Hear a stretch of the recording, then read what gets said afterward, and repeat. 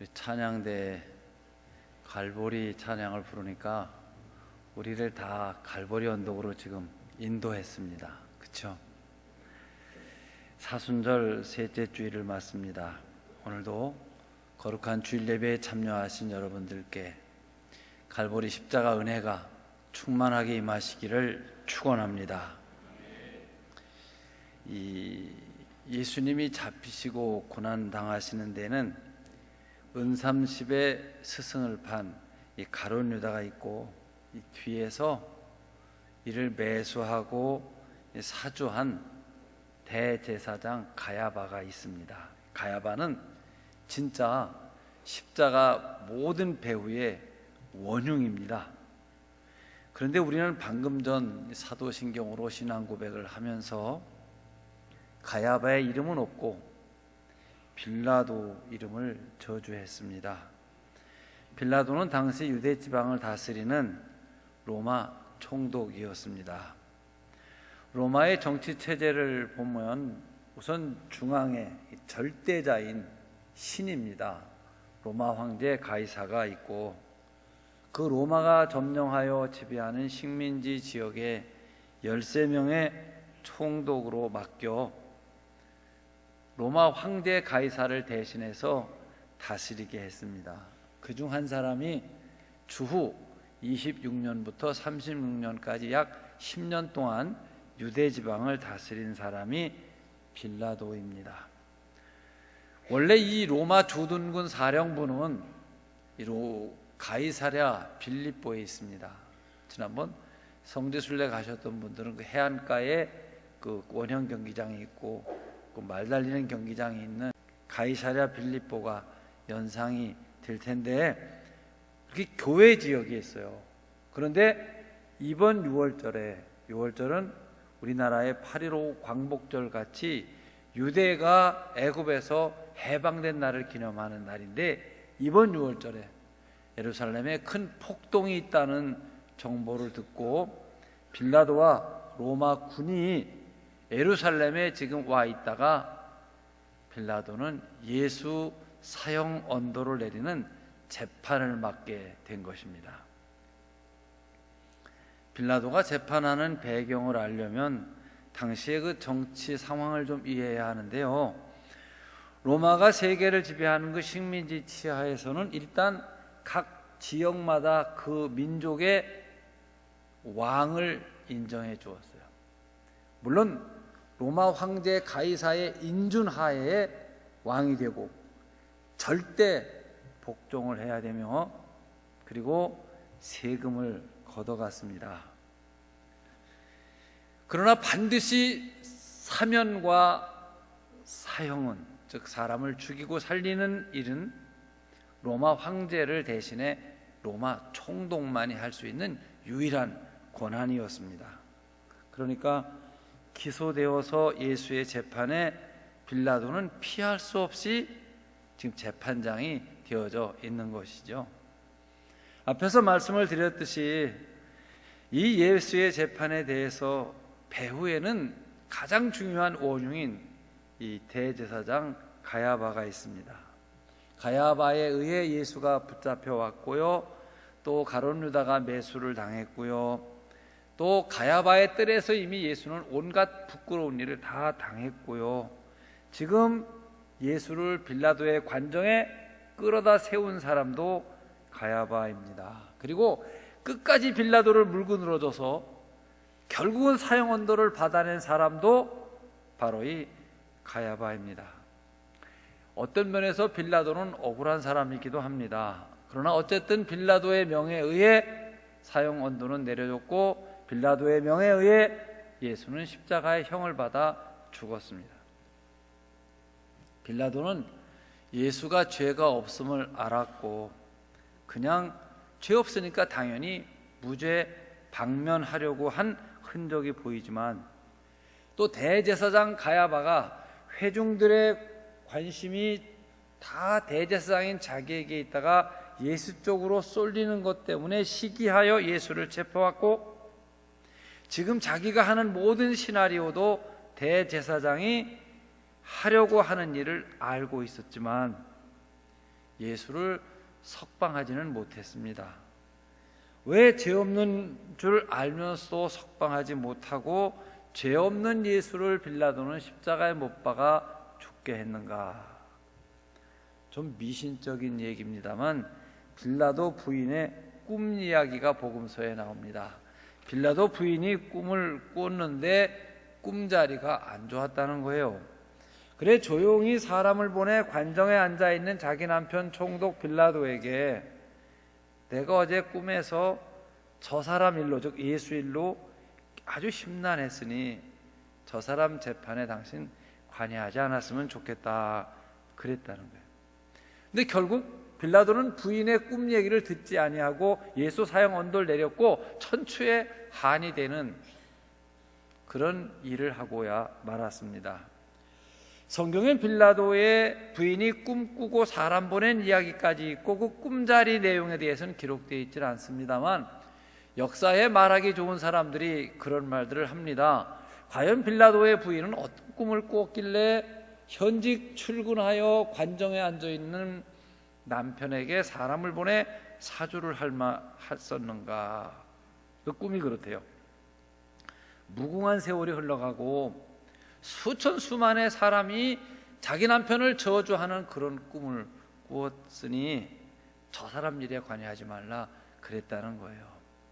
우리는 방금 예수를 구주로 믿는 모든 사람들의 예배 앞에는 사도신경으로 본디오 빌라도에게 고난을 받으사 십자가에 못 박혀 죽으시고 천만의 사람의 입으로 예수를 죽인 장본인은 빌라도다. 그리고 우리는 빌라도를 저주를 지금 했습니다. 방금 전에 빌라도에 대해서 좀 더 자세하게 알아보면 빌라도는 정치적 욕망이 있고 성품이 대단히 포악했던 사람이었답니다.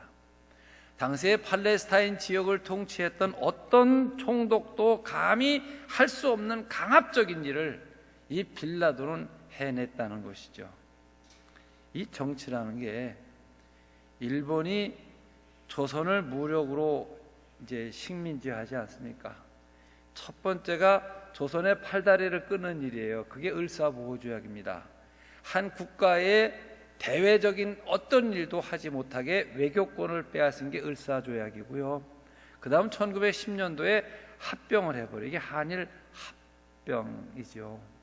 이해에 안중근 의사가 이토 히로부미를 하는 거사가 일어나게 되고 조금 있다 3.1운동이 일어나 들불처럼 나라의 독립운동이 일어난 걸 진압을 합니다. 그러나 포갑으로 진압을 하고 나면 그 정치하는 사람들에게는 다 부담이 생깁니다. 그래서 안중근 의사 거사가 있고 3.1운동이 일어나며 일제는 우리를 포악하던 정치를 바꿔 문화 정치로 바꿉니다. 그래서 내선 일체, 일본 사람과 한국 사람은 조선 사람은 같다. 그리고 세뇌적으로 조선 사람을 일본 사람 만드는 그런 일을 내면화하게 됩니다. 자, 빌라도는 로마 황제보다 더 강한 방법으로 이스라엘을 다스렸는데 두 가지 중요한 일이 있습니다. 하나는 로마 황제의 초상을 예루살렘으로 들여왔다는 거예요. 아시다시피 여러분, 이스라엘은 아브라함 때부터 종교의 나라입니다. 유일신 하나님 외에는 어떤 것도 섬기지 않습니다. 그리고 목숨을 걸고 항거합니다. 자, 이 가이사의 초상을 예루살렘에 들여올 때 이스라엘 사람들은 거국적으로 반항하여 수많은 사람들을 빌라도는 진압하느냐고 사람을 살해했다는 것이죠. 많은 사람을 죽이고 나면 그것이 자기의 정치적 부담으로 오게 되죠. 두 번째는 성전 헌금을 강제로 뺏어갔다는 거예요. 이스라엘은 사막이고 예루살렘은 그 사막 한가운데 있습니다. 당연히 물이 모자라요. 전체 사람들에게 내가 무슨 백성에게 잘해준 것을 나타내기 위해 저 갈릴리에서 수로를 열어서 물을 예루살렘까지 끌어주겠다. 근데 문제는 이 사역을 하려면 공사비가 없어요. 그 공사비를 충당하기 위해 예루살렘 성전 금고에 있는 헌금 걷어놓은 것을 가지고 강압적으로 빌라도가 빼앗아 갔는데, 이건 이 세상에 어떤 총독도 역대에 하지 못했던 강압적인 일을 빌라도가 했다는 거예요. 자, 여러분, 그러면 민족의 종교적 자존심을 밟고 성전의 헌금을 뺏어가고 강압적으로 다루게 될 때 이스라엘 민족의 반항, 반란, 반발이 얼마나 거세었을까 생각해 보세요. 자, 6월절이 옵니다. 6월절은 민족 해방절인데 듣는 정보에 의하면 이번 6월절에 어마어마한 폭동이 일어날 것이라는 정보가 들어옵니다. 빌라도 마음은 심히 초조해지기 시작을 합니다. 물론 반로마적인 시위가 일어나면 강압적으로 군대를 동원하여 진압하면 되긴 하지만 문제는 수많은 사람들을 죽여야 된다는 것이 부담이고 여기엔 정치적 생명이 걸려 있게 되는 문제를 갖습니다. 바로 이런 어려운 상황에 있는데 백성의 존경을 받는 지도자인 대제사장 가야바가 예수를 잡아가지고 와서 사형 선고 좀 내려주시오 하고 지금 부탁을 하고 있는 겁니다. 바로 여기서 정치적인 타협이라는 게 나오죠. 빌라도는 이 상황을 정확히 보고 있습니다. 예수는 죄가 없습니다. 그러나 빌라도와 군중들이 예수를 십자가에 못 박게 해달라고 합니다. 반란은 일어나지 않게 막아야 합니다. 그러면 타협하지 않을 수가 없죠. 어떻게 해서든지 밀란을 막고 특별히 대제사장과 사내들인 이 유대 지도자들의 선물을 좀 주어서 이 고비를 평안하게 넘어가야 되겠다고 생각하는 것이 빌라도의 계산입니다. 이런 입장에서 예수의 재판을 맡게 되었으니 자연히 예수는 빌라도 정치 야망의 희생 제물이 되고 마는 것이죠. 빌라도의 성격은 지나치게 정치적이었는데 원래 이 정치적인 야망이 지나치게 되면 한 인간의 인간성을 잃어버리게 되고 도에 넘친 정치 수단은 정의를 묵살하게 되고 마는 것이죠. 빌라도는 예수의 재판 과정에서 또 한 번 교활한 정치적인 수단을 발휘하게 되는데 예수가 죄가 없습니다. 석방하고 싶은 것이 자기의 생각이고 부인의 생각인 것도 압니다. 그런데 문제는 유대 군중과 유대 지도자들이 두렵습니다. 유대 지도자들은 예수를 십자가에 못 박아주는 것으로 타협의 제물이 되게 해야 되는데 군중들이 있습니다. 이것을 교묘하게 판단하는 빌라도는 감옥에 있는 바라바를 생각하게 되는 거예요. 오늘 본문 끝절을 보게 되면 바라바는 강도였더라. 큰 강도짓을 한 주모자가 사형 언도를 받고 지금 감옥에 있는데 그는 온 나라 사람이 다 아는 못된 사람이에요. 거기에 비해 예수님은 모든 백성들에게 선한 일을 하고 좋은 사람이니까, 그리고 전례적으로 최고 통치권자가 명절에, 즉 6월절에 한 명의 사람을 사면시켜주는 그런 전례가 있어서 둘 중에 하나를 택하라고 하면 자연히 회중은 예수를 택하지 않겠느냐. 예수에게 병고침도 받고 떡도 얻어먹고 많은 기사와 이적을 봤으니까. 그리고 회중들에게 전례에 따라 한 사람을 사면할 텐데 한 사람은 예수고 한 사람은 바라바인데 누구를 살리면 좋겠느냐 하고 묻습니다. 이런 되어지는 상황을 먼저 읽은 사람이 가야바입니다. 회중들의 손에 다 돈을 쥐어주게 되죠. 빌라도의 말이 떨어지자마자 회중들은 말합니다. 예수를 십자가에 못 박게 하소서. 십자가에 못 박아야 됩니다. 내가 누구를 살려주면 좋겠느냐? 바라바요, 바라바. 전혀 빌라도가 뜻하지 않은 상황이 되어버리고 말았어요. 원래 사람이 지혜가 너무 많아 자기가 한 말에 자기 함정이 되고 자기가 새끼줄에 자기 몸이 꼬여지는 걸 자승자박이라 하고 자기가 한 일이 자기에게 되돌아오는 것을 부메랑이 하잖아요. 빌라도는 인간적으로 자기가 한 모든 일이 자기에게 돌아와 버려 어쩔 수가 없어져 버립니다. 그래서 마태복음 17장 44절 이하를 보게 되면 느닷없이 예수를 재판하던 빌라도가 관정에서 손 씻는 이야기가 나옵니다. 우리 화면을 한번 보세요. 어떻게 손 씻나? 빌라도는 손을 씻으면서 나는 죄가 없다. 너희가 당해라.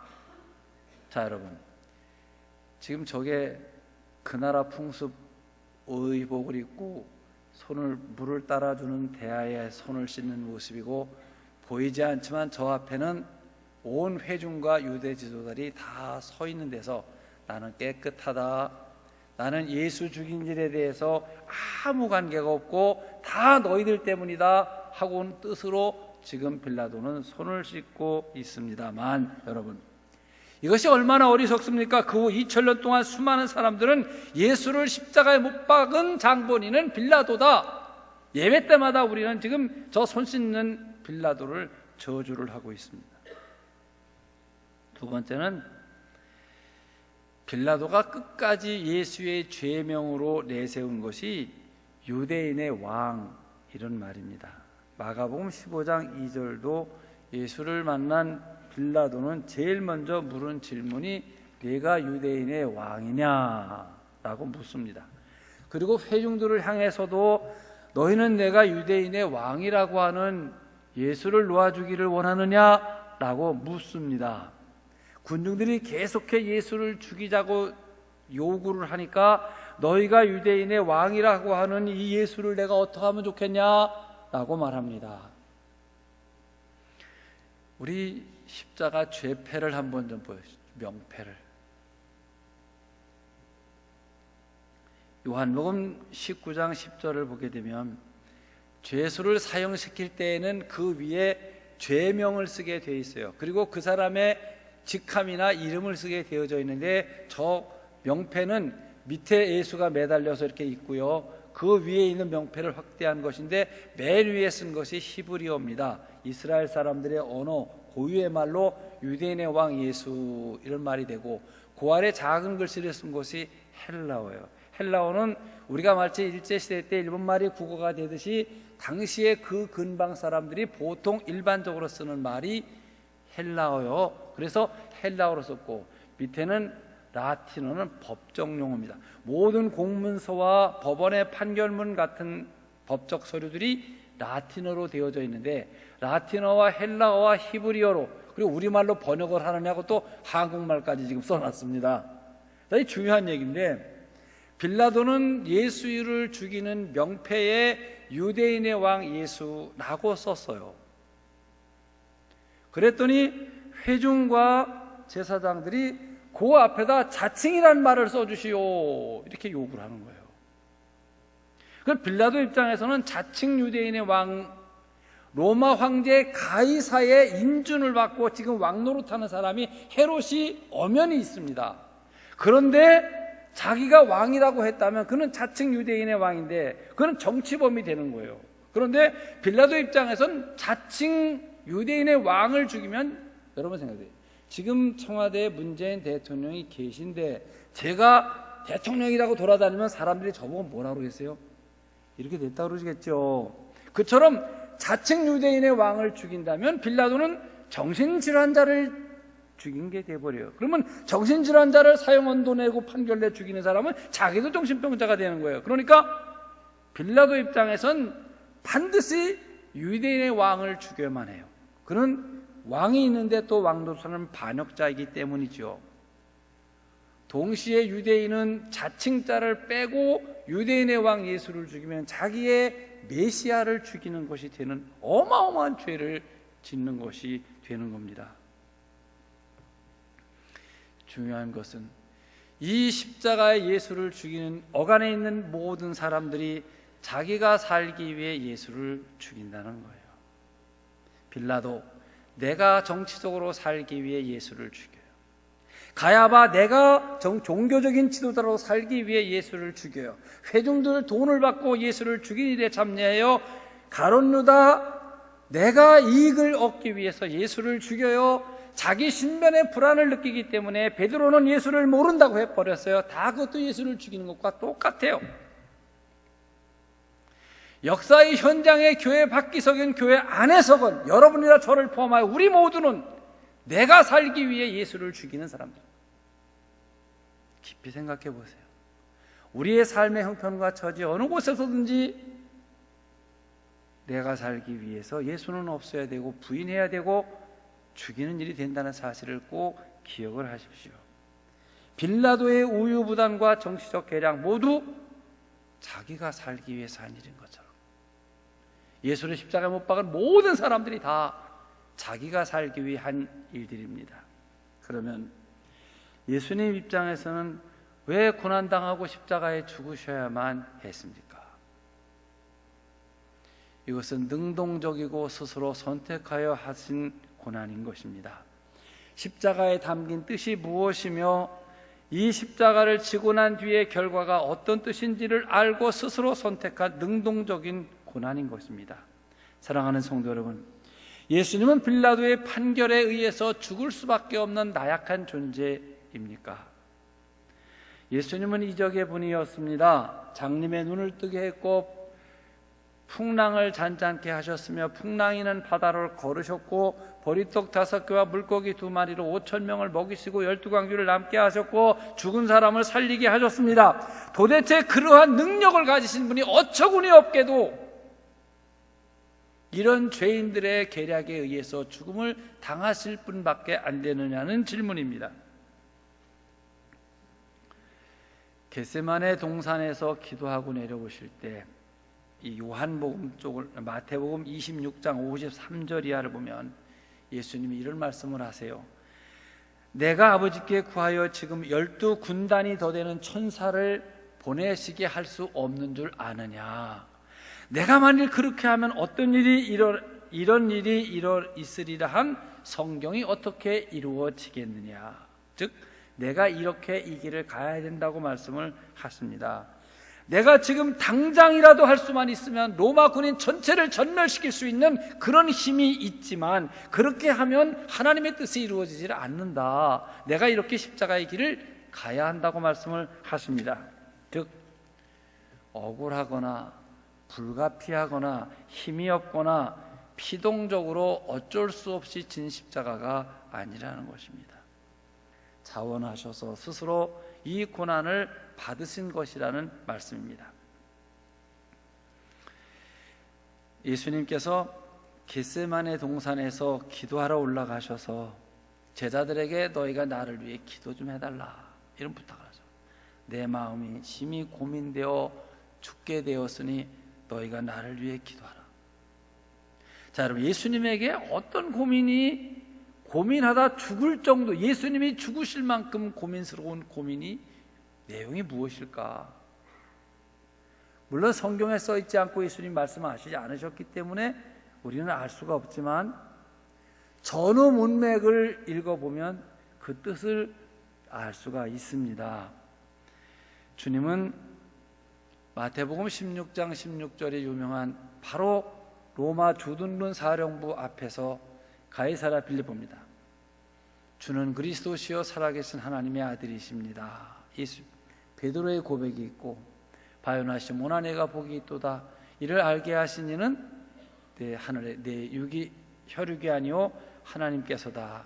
천국 열쇠를 주겠다. 이 말씀을 하신 뒤에 도무지 이 말을 나가서 하지 말라. 이제 내가 예루살렘에 올라가 장로들과 대제사장들과 서기관들에게 많은 고난을 받고 죽임을 당한 뒤에 3일 만에 다시 살아날 것이다. 이 말씀을 하시면 마태복음 16장 21절이죠. 또 요한복음 18장 11절을 보게 되면 겟세마네 동산에서 내려오실 때에 예수님 체포하는 그 장면이 나와요. 예수님 신변에 위험한 일이 생기니까 옆에 있던 베드로가 칼을 뽑아 그 대제사장의 종 말고의 귀를 잘랐다 그러는데 사실은 목을 친 거예요. 근데 목 치는데 가만히 있을 사람이 있어요. 본능적으로 피하니까 빗 맞아서 귀가 떨어져 버렸어요. 그런데 예수님께서 그 떨어진 귀를 다시 붙여주시면서 검을 집에 꽂으라. 아버지께서 주신 잔을 내가 마셔야 하지 않겠느냐라고 말씀을 하십니다. 즉 예수께서 스스로 죽음을 택하신 것이 그 원인이라는 거예요. 아버지께서 주신 잔을 내가 들어야 하는 것이 예수님께서 이 재판을 받고 고난의 길을 가는 이유라는 말씀입니다. 사랑하는 성도 여러분, 우리는 하나님의 뜻이 무엇이냐 이런 질문을 추상적이고 일반적으로 말씀을 드리면 다 얘기할 수 있어요. 그러나 그것을 구체화시키고 개인에게 적용을 시키고 지금이라는 현재화할 때는 아무도 말하기가 어렵습니다. 예를 들어 하나님의 뜻은 의롭고 진리이고 선한 것이며 사랑이며 희생입니다. 우리 교회 이름이 그렇죠. 요한복음 12장 24절 하늘의 밀이 땅에 떨어져 죽지 아니하면 하늘 그대로 있고 죽으면 많은 결실을 얻느니라의 그 미랄이란 말을 이해 못하는 사람은 하나도 없을 것입니다. 어떤 대를 위해 누군가 희생하여 무엇을 얻을 때 그 희생자를 미랄이라고 말할 수 있는데 이건 일반적이고 추상적인 일입니다. 언제 그래도 되고 안 그래도 되는 하기 좋은 말이지요. 그러나 지금 여기서 누가 미랄이 될 것이냐 라고 묻는다면 아무도 말하지 못하고 아무도 실천하기 어려운 일이 되어버리죠. 이 하나님의 뜻에 대해서 추상화적이고 미래적이고 객관적이고 일반적인 이야기는 누구나 다 할 수 있습니다. 그러나 지금 여기서 하나님의 뜻을 받아들여 내가 실천한다. 이것은 아무도 대답하지 못하고 나서지 못하는 일이죠. 가끔 청년들이 그 어려운 질문할 때가 있어요. 쉬운데 대답 못하게 하는 질문이에요. 목사님, 기독 청년의 결혼관에 대해 말씀해주세요. 말이 거창합니다만 내가 어떤 남자하고 결혼하면 좋겠습니까? 그 소리예요. 그렇잖아요. 기독 청년의 결혼관 어쩌고 뭐 대단한 것 같지만 내가 지금 사귀는 남자가 있는데 그 사람하고 결혼하는 게 어떠냐를 제 의견을 묻는 건데 이렇게 거창하게 얘기를 한다고. 그럼 제가 하는 말이 너무나 일반적인 얘기를 하죠. 우선 돈보다는 건강한 사람이어야 한다. 또 지방대학을 나왔어도 사람 됨이, 인간성이 괜찮아야 된다. 그리고 중소기업에 다니더라도 교회 열심히 다니는 사람하고 해야 된다. 그리고 이 선한 일이 무엇인지 분별할 줄 알고 하나님 일에 헌신적인 남자하고 해야 평생 신앙생활 잘할 수 있지 않겠니? 그러면 아주 제가 대답을 잘한 겁니다. 그런데 그 처녀가 제게 다시 묻습니다. 그런데 목사님, 우리 교회 A 장로님 아들하고요, B 안수 집사님 아들하고요, 권사님 아들하고 누가 좋아요? 그럼 대답을 뭐라 그래요? 예, 기도 많이 하고 선택해라. 일반적인 얘기 다, 남의 얘기는 다 해요. 추상적인 얘기는 다 해요. 제가 말한 게 100번 옳아요. 그런데 그 아이가 지금 어느 남자하고 결혼하냐는 전 책임 못 져요. 자, 여러분, 우리가 일반적으로 쉽게 하나님의 뜻에 대해서 대답을 하지만 오늘이라고 하는 지금 이 현실 속에서 내가 하나님의 뜻을 따라가야 된다, 이런 결단을 내리는 데는 무서울 만큼 힘들고 어려운 것이에요. 예수님은 겟세마네 동산에서 이 고민의 문제가 바로 이런 문제였고 여기에 결단을 하셨어요. 예수님은 이 땅에 태어나실 때부터 만백성의 죄를 사하시고 구원하시기 위해 십자가를 지기 위해 이 땅에 오셨어요. 하나님의 뜻을 알고 계셨고 십자가 지기로 작정하셨고 누차에 걸쳐 제자들에게 설명도 하셨어요. 방금 전 마가다락방에서 최후의 만찬을 했고 너희를 위하여 흘리는 나의 피라 마시라, 너희를 위하여 주는 내 몸이니 이것을 행하여 나를 기념하라. 이미 죽으실 몸도 흘리실 피도 다 기념했고 더 이상 망설일 필요가 없는 거예요. 그런데도 고민이 있다면 이 시간에 이런 방법의 길을 가야 하느냐의 문제예요. 이 빌라도의 재판을 받아서 내일 아침에 그 부끄럽고 고통스러운 십자가를 지고 수많은 사람 앞에 놀림거리가 되어 내가 죽어야 하느냐, 죄 없이 죄인이 되어서 그 모순된 죄악된 재판을 받으며 내가 사랑했던 그 사람들에게 배신을 당하여 그 사람들이 바라보는 앞에서 뻘거벗고 땡볕 아래서 내가 죽는 것이 하나님의 뜻이냐, 이렇게 할 때 예수도 얼마나 힘들고 어려운 일인가 생각해 보세요. 땀방울이 변하여 핏방울이 되는 기도를 왜 했을까? 그리고 그 기도의 결론이 아버지께서 내게 주신 잔을 마시는 일로 받아들이셨죠. 여러분, 그리스도의 고난이라는 것이 상황적으로 보면 정치적으로 힘이 없어 당한 것 같기도 하고, 인간적으로 무능하고 나약한 초라한 완전한 실패같이 보이기도 하는 거예요. 그래서 제자들도 다 예수 곁을 떠났죠. 빌라도는 이런 예수가 이해할 수가 없는 거예요. 지금 어떻게 보면 무언가 능력이 있는 것 같기도 하고, 범상치 않은 인물대문이 보이기도 하고, 정말 듣던 바대로 이 자리에서 확 뒤집는 능력을 행할 것 같이 보이기도 한데 말이 없어요. 가만히 서 계셔요. 그래 기다리다 못해 빌라도가 본문 38절에 진리가 무엇이냐 이렇게 물어요. 진리에 속한 자는 내 말을 듣는다. 그리고 예수님 말씀하시니까 빌라도가 하는 말이 진리가 무엇이냐. 저 이 말은 그런 말이에요. 내가 말하는 게 진리라면 어째서 이 자리에서 이런 초라한 모습으로 능력 없이 너 혼자 서 있냐 이런 말이에요. 이겨야 진리고 영광을 누려야 진리고 지지자가 있어야 진리지, 이 비참한 모습으로 혼자 서서 너 십자가에 달려 죽게 될 텐데 네가 외치는 그 진리라는 것이 뭐 말라 비틀어진 것이냐 이런 말입니다. 이것이 지금 빌라도의 눈에 비친 예수입니다. 사랑하는 성도 여러분, 그러나 십자가는 진리입니다. 비록 고난받고 죽었다 하더라도 진리입니다. 천하의 모든 사람이 실패라고 주장을 해도 십자가는 성공입니다. 모두가 미련하고 나약하다고 평가해도 하나님의 뜻은 여전히 하나님의 뜻입니다. 자, 우리 3.15를 생각해 보십시오.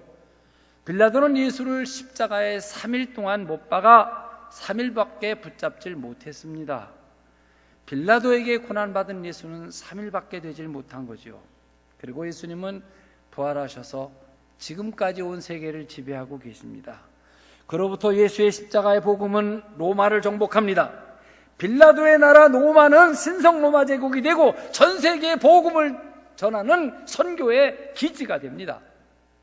사실은 로마를 중심으로 남미, 아프리카 지역이 다 유럽을 중심으로 복음화가 된 것은 빌라도의 나라가 예수에게 점령된 것을 말하는 것이 아니고 무엇이겠습니까? 사랑하는 성도 여러분, 이 사흘간 빌라도에게 예수가 받은 고난이 여러분에게도 있을 수 있습니다. 일시의 어둠이 우리를 지배하는 것 같이 보일 때가 있다는 말이지요. 이 땅에 살아가는 성도들은 바로 이것을 알고 고난에 동참하는 자세가 필요한 것입니다. 그래야만 그리스도의 영광에 참내되는 역사도 우리는 함께 경험하는 것이죠. 사도신경으로 신앙 고백을 할 때마다 본디오 빌라도에게 고난을 받으사 십자가에 못 박혀 죽으시고, 이 말이 무엇을 의미하는지 우리 삶 속에 항상 생각하며 오늘 우리가 그리스도인으로 당해야 되는 고난과 그 뒤에 오는 부활을 향해서 부활의 새 아침을 바라보면서 전전하시는 여러분들이 되시기를 바랍니다. 기도하겠습니다.